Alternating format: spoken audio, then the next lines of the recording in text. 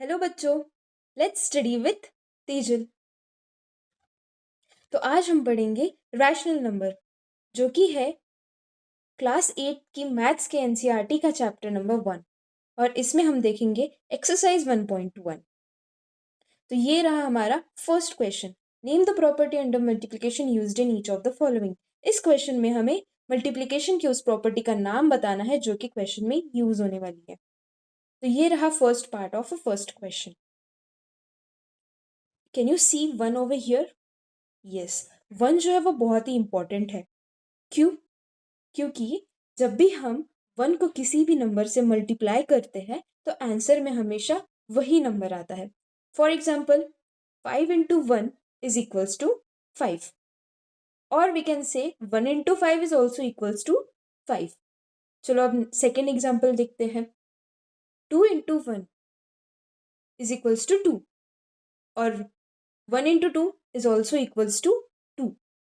तो इस प्रॉपर्टी को हम क्या कहते हैं? इस प्रॉपर्टी को हम कहते हैं रोल ऑफ वन, जिसमें a into 1 is equals to 1 into a is always equals to a।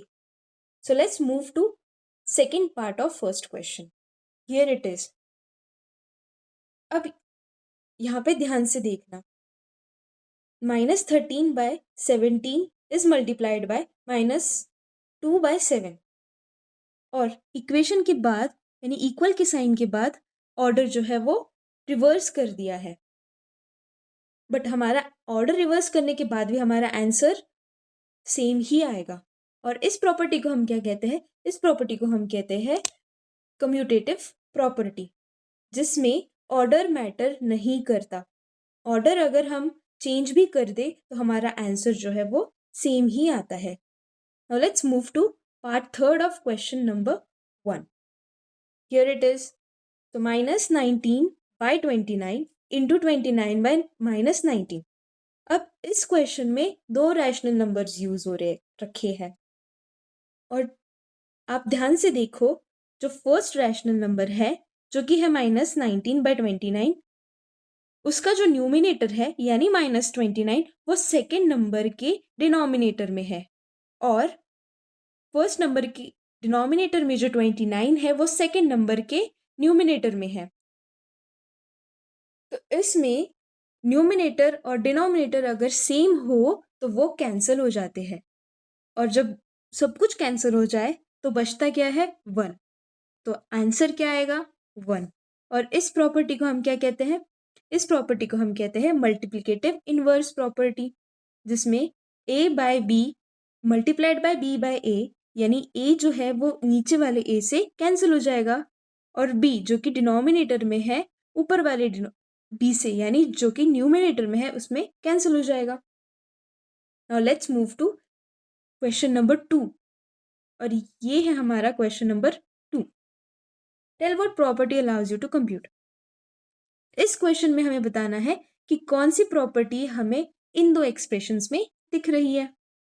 अब ध्यान से देखो दोनों एक्सप्रेशंस।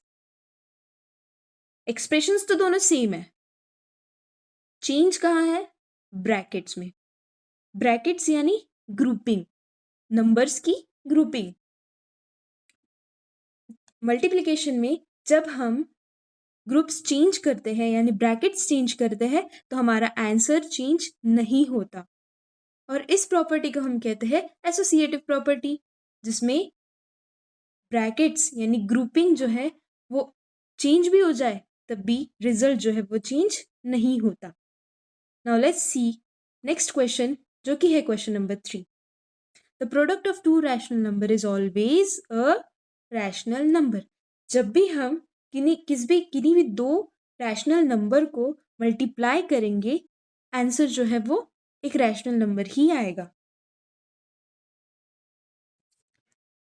अगर आपको मेरी ये वीडियो अच्छी लगे और समझ में आए तो लाइक कर देना, और अगर आप अपने फ्रेंड्स को भी समझाना चाहते हैं तो शेयर भी कर देना, और मेरी मेहनत के लिए सब्सक्राइब भी कर देना।